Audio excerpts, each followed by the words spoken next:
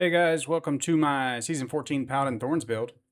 This season has been a little tough for most people, but I finally found a Paladin build that's not so meta and still able to slap all the way up T12.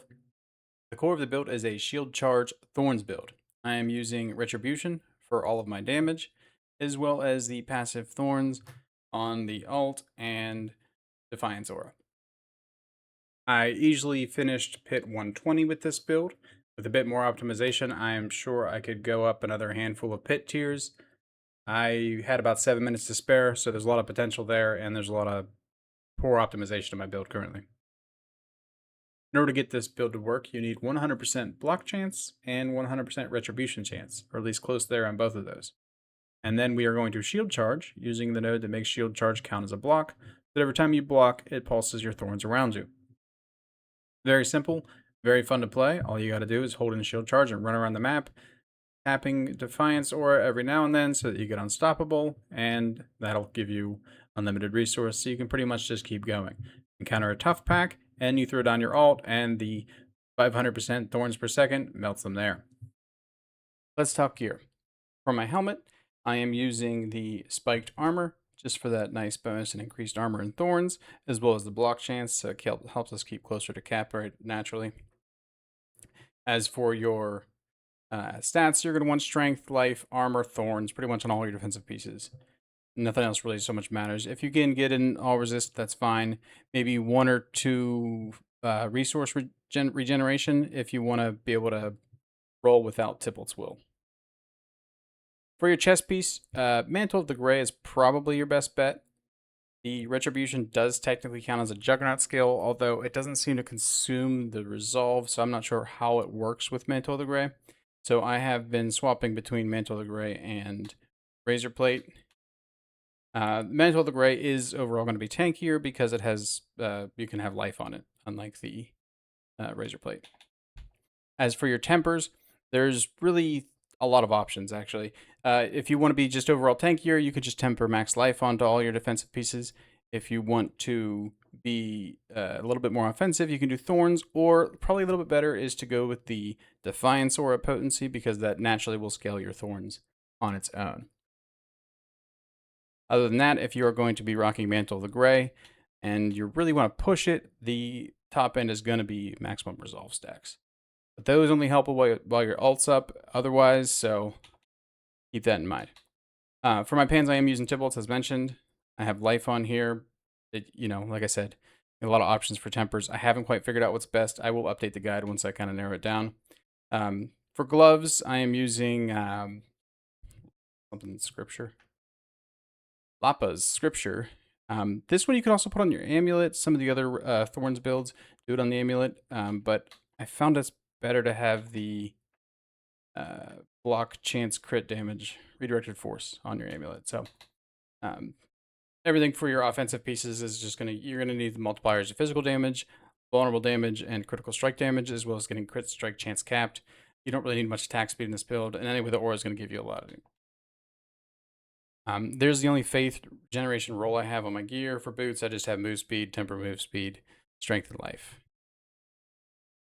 For your weapon, there are a lot of options again. You could use a Griswold's Opus. The Retribution is not a skill, or doesn't have a lucky hit chance, so it doesn't really proc that, but the other things can. Your ultimate, possibly. Overall, though, this is a 70% damage multiplier, shield charge channels, so it fits right into the build, as well as this one for channeling for shield charge, so you get that Thorns on the boots. And then you got crit strike damage for your temper. You don't really need weapon damage. That's kind of an unneeded stat. But yeah, weapon damage doesn't really matter because you're scaling everything off of Thorns for your flat value. For your shield, I am using Herald of Zakarum. You don't need this. You can actually get by. I mean, yeah, it's 50% retribution chance. Ideally, if you were going to go for a crafted mythic, you could probably get this or the chest piece for mantle, most likely, whichever you get. This is solid though. It gives you the 50% size, which caps out at 100, so you kind of easily can get over that. And it gives you 50% chance, which again, you need 100. There's a lot of ways to get that. I'll touch on those here in a little bit. You want for stats, you want crit chance, damage reduction, strength, and either life for Thorns. Rings, similar stats as what you're looking on the gloves. You want, damage multipliers, crit chance. I have the bristleback here, which is just another big Thorns damage on block. You'll notice as I'm charging, as I hit things, it counts as a block, and so then it damages them both through this and through retribution. So you'll see multiple damage numbers per hit, as well as crushing aspect is just a solid aspect. You're always going to be fortified, no problem. I do have a single cooldown reduction roll on this ring just to help maintain all my auras and keep things running smoothly. If you want to have 100% uptime on the alt and a lot of mobility, you kind of need one cooldown reduction roll on one of your pieces of gear. I do temper cooldown reduction on all these 3 of these pieces, just because this build rocks out a lot of cooldown reduction in order to get your alt up everywhere you go. And again, for the amulet, I am rocking the redirected force, and currently I have tempered on here. Losing resolve grants retribution chance for my extra aspects. I don't actually think we need that. The shield gives you 50%, and you can get retribution chance through Aegis and Clash. You don't really need this. I was thinking about swapping it over to more resolve on crowd control. Obviously, we're doing the Juggernaut Oath. Check out the skill tree here. Not a lot matters here. Check out the skill tree here. You do need to max out Clash with the modifier to make it give Thorns and then increase the effect, as well as more resolve. Maxing it out increases the flat value of the Thorns, so that just helps. I have 15 points each in Fanaticism and Defiance Aura. I am actually using a 2-piece Iron Conviction set, so I have all these bonuses for free. If you don't, you're definitely going to want to pick up probably this one here and this one. It doesn't really matter, to be honest. Either one of those. I don't know if that passive even works, or it's bugged if it is, because it never shows up as 6 on the buff bar. I don't know. And then potency. So I have all of those, so I don't have any points in here. I'll cover that in a second when I get to the charms. This is a nice damage multiplier. So one of the bonuses for stacking all the potency on my tempers, as well as the thorns. So realistically, you're getting a lot out of here. You can't see it unless you go over here. You're getting a lot out of Holy Defiance Aura potency, as you get that damage multiplier. It's only almost 25%, nothing crazy. About 5% life regen per second, not bad. And then the thorns is what I mean. 185% flat additive thorns, as well as 2,000. And then the active, whenever you activate it, pulses for 5,000 or 500% X of your thorns. So it's a nice little burst of damage that you can practically spam on it says 9-second cooldown, but realistically, since we're moving with the Paragon node, it's closer to like 6 less. Okay. Jumping around, sorry, too much. Shield charge is our main attack. I don't think you really need much ranks in this, but you can just put your excess points there.